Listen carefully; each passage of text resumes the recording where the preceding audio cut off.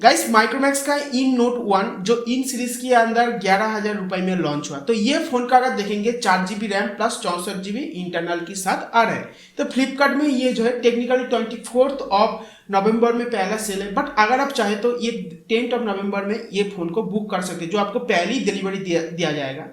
तो ये फोन का अगर देखेंगे, ये फोन काफी सारा अंडर 11,000 12,000 फोन के साथ कंपटीशन कर रहे हैं। तो ऐसा ही एक फोन है पोको का पोको M2। तो पोको M2 अभी देखिए फेस्टिवल सीजन के लिए 10,500 रुपए में सेल हो रहा है, बट ये टेक्निकली 11,000 रुपए में ही सेल होता है। हम लोग भी ये फोन लिया था, रिव्यू भी किया हम लोगों की चैनल के अंदर। तो आज हम आपको ये वीडियो में बोलेंगे ये दो फोन के अंदर से आपको कौन सा फोन लेना चाहिए। अगर आप ये दो फोन के अंदर से कौन सा फोन लेंगे ये लेकर अगर आप कंफ्यूज हो तो वीडियो कंप्लीट देखते रहिए, तो आपको ये सब चीज काफी अच्छे से क्लियर हो जाएगा। तो चलिए वीडियो कंप्लीट देखते रहिए।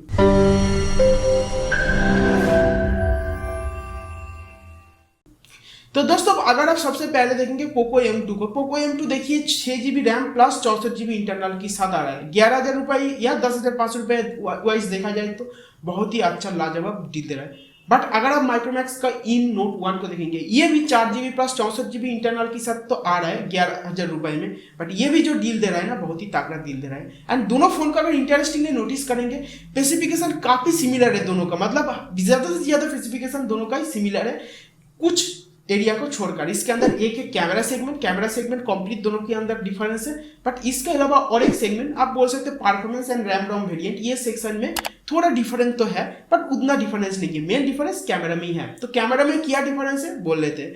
तो देखिए कैमरा में देखिए, मैं पहले जब रिव्यू किया था तब टाइम में ही बोला था पोको M2 का कैमरा जो है एवरेज परफॉर्म करता है, कभी कभी तो बिलो एवरेज में भी आ जाता है। मतलब जो कैमरा है वो परफॉर्मेंस ठीक ठाक नहीं कर पाता है एंड ये कभी इंप्रूव नहीं हो सकते। एक लेवल तक इंप्रूव हो सकते हैं सॉफ्टवेयर अपडेट से, बस उसका ऊपर में जाकर इंप्रूव नहीं हो सकते बिकॉज अब ये जो सेंसर यूज किया गया पोको M2 में वही वीक है। 13 मेगापिक्सल का प्राइमरी कैमरा है, अपर्चर f2.2 की सदन, पिक्सल साइज 1.12 माइक्रोन। एंड ये कैमरा सेंसर को मेरा Redmi 4 बीट करता है, 3 साल का पुराना, इसके ऊपर वीडियो है तो आप देख सकते हैं। इसके अलावा बाकी जो 3 कैमरा है इसके अंदर 8 मेगापिक्सल का अल्ट्रावाइड लेंस है, एक 5 मेगापिक्सल का मैक्रो सेंसर है एंड 2 मेगापिक्सल का डेप्थ सेंसिंग सेंसर है।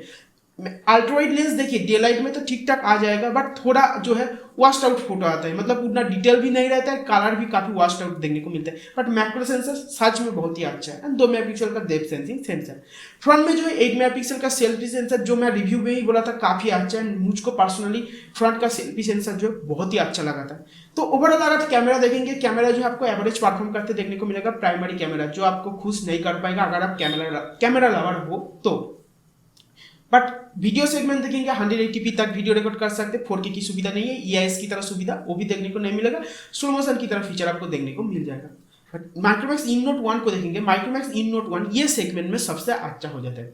कैमरा में माइक्रोमैक्स इन नोट 1 में प्राइमरी कैमरा जो है 48 मेगापिक्सल का देखने को मिलेगा एंड पिक्सल साइज जो है पिक्सल बिनिंग के ऊपर 1.6 माइक्रोन में काम करेगा जब आप 12 मेगापिक्सल में फोटो क्लिक करेंगे एंड अपर्चर जो है f1.8 देखने को मिलेगा।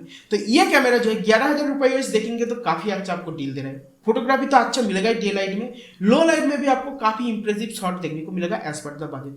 हालांकि इधर जो अल्ट्रावाइड लेंस है 5 मेगापिक्सल का दिया गया, नॉर्मली 8 मेगापिक्सल देखने को मिलता है, बट क्यों माइक्रोमैक्स ने 5 मेगापिक्सल यूज किया वो मुझको पता नहीं, बट 5 मेगापिक्सल से भी काम चल जाएगा।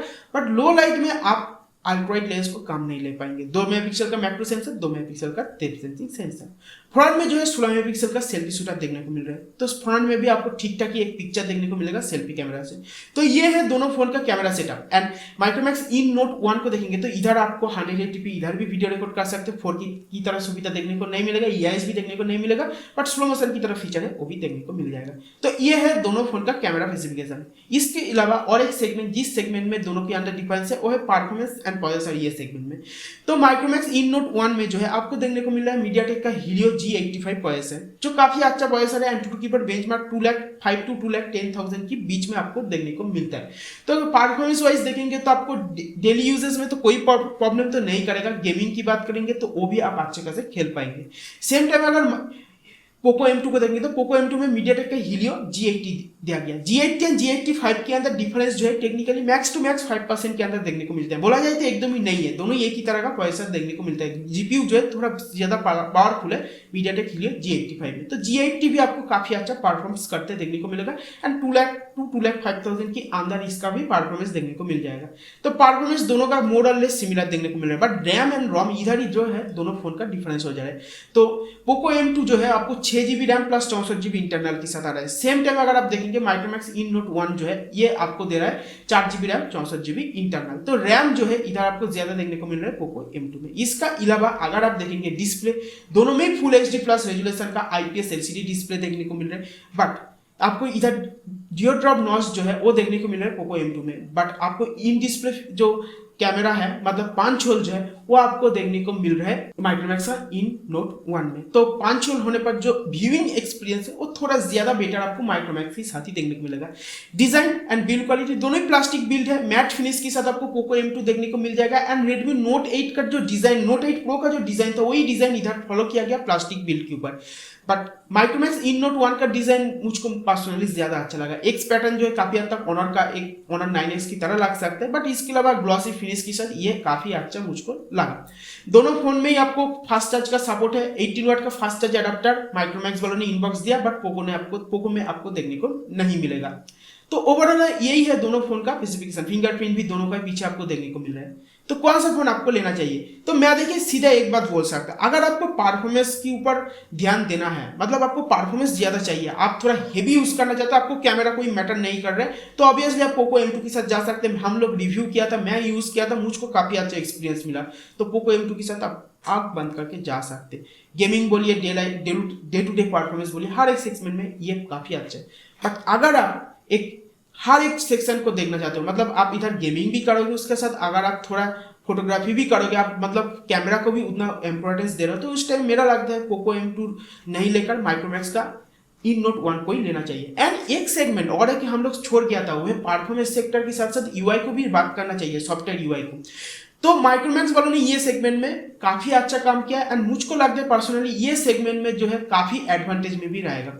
तो पोको M2 में आपको MIUI देखने को मिल रहा है बेस्ड ऑन एंड्रॉइड 10, जो हेवी होता है, मतलब काफी कस्टमाइजेशन रहता है, तो थोड़ा रैम ज्यादा UI यूज करता है, बट काफी ऑप्टिमाइज है तो आपको रैम को उतना प्रॉब्लम नहीं होगा। बट सेम टाइम माइक्रोमैक्स को देखोगे तो माइक्रोमैक्स इधर स्टॉक लाइक एक एंड्रॉइड UI दिया, मतलब काफी हद तक स्टॉक एंड्रॉइड की तरह एक UI देखने को मिलेगा। बट इधर जो है आपको सबसे अच्छा चीज क्या है, 2 साल का आपका सॉफ्टवेयर अपडेट देखने को मिलेगा, जिसके अंदर मेजर सिक्योरिटी पैच अपडेट तो मिलेगा एंड एक सॉफ्टवेयर UI OS का जो अपडेट होता है वो भी आपको मिनिमम देखने को मिल जाएगा। तो ये चीज जो है ये फोन का एक ज्यादा एडवांटेज देता है। एंड स्टॉक एंड्रॉइड होने पर माइक्रोमैक्स का फोन में एक एडवांटेज मिलेगा, 4GB रैम हो तो ये भी रैम का जो प्रॉब्लम है 6GB रैम में जो एडवांटेज है वो आपको तो उतना देखने को नहीं मिल रहा है, बट 4GB रैम हो तो ये भी आपको काफी प्रॉब्लम सॉल्व कर देगा ये स्टॉक एंड्रॉइड होते हुए। मतलब रैम का प्रॉब्लम 4GB 6GB के अंदर जो डिफरेंस है उतना देखने को नहीं मिलेगा। तो मैं बोलूंगा देखिए दोनों फोन के अंदर आपको कौन सा फोन लेना है वो आपको डिसाइड करना है।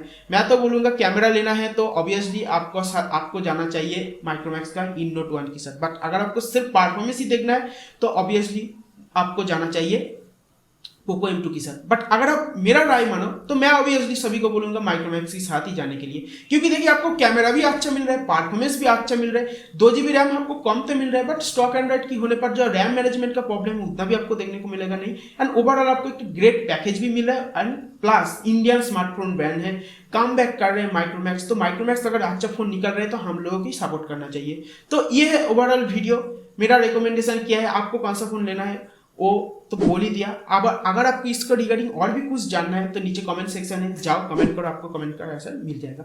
वीडियो अच्छा लगने पर वीडियो में एक लाइक देकर हम लोगों को वीडियो का लाइक टारगेट जो 50 रखा गया वो जरूर फिल कीजिए, और चैनल में नया हो तो चैनल सब्सक्राइब करके पास में जो बेल आइकन है उसको दबा देना, तो इस तरह वीडियो का फ्यूचर नोटिफिकेशन जो मिलते रहेगा।